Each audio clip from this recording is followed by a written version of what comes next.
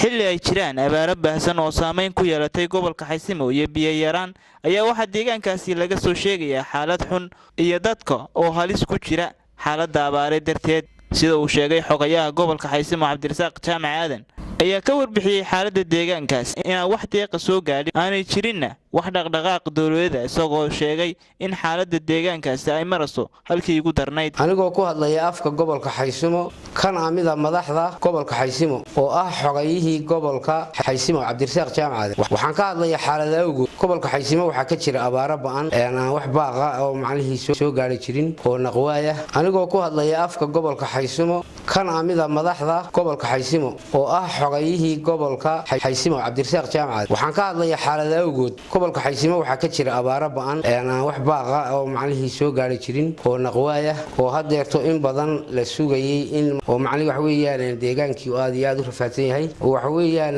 dawladana aan wax gacan ah iyo arrimaha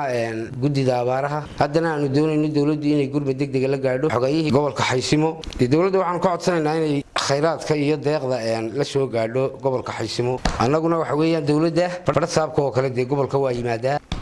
laakiin waxba lama soo gaadhin oo Soomaaliland gobolka waxba kama soo gaadhin dadkuna wuxuu u baahan yahay la xasiliyo oo wax weeyaan waxa magaraysa la taro la soo jiito gobolka waxa ka dhisan ciidanka gobolka ka dhisan sidoo kale dawladda haba yaraatay anaga wax naga soo gaadhay ma jirto haddana waxaan ka imid gobolkii iyo dadkii odayaashu baaq bay sii daayeen in macnihii ay dawladdu la soo gaadho wixii gargaar oo ay dawladdu awoodi karto oo baday weel gobolka haday degmo tahay iyo haday gobol tahay in dawladdu ay uga soo qayb gasho gobolka Xaysimo iyo degmooyinkiisa iyo gudida abaaruhu iyo cid kasta Axmed Maxamed Silaayo madaxweynaha Soomaaliland annagana xilka noo gartay sida aniga oo kale barsaabka xigeenka maayirada xogaynta dawladda hoose dadku lagu shaqeeyay u baahan yihiin dadkooda shacabka ay u shaqeeyaan laakiin qofka hadii xil la iska siiyo oo la yiraahdo xil baad haysaa iska tag qofku meeshuu doonuu tagaya laga yaabaa inuu gobolkan joogno inta iyada magacaaban inaanu saanu doonaba isaga socono meeshaan doonay magaaladan doonay hoteelkan doonay iska degno dadkiina aan xil ku hayno waa suurowda marka wax weeyaan qofka xilka la siiya dalka iyo dadka xuma taree dalka iyo dadka wax tara ka dawladda Soomaaliland ha u fiirsato gobolkan ay gobolnimada ku magacaawday anagoo uga mahad celinayna in la isdacweeyo madaxda la dacweeyana waa wax laga fiican yahay madaxdu inay isdacweyso waa wax aad looga fiican yahay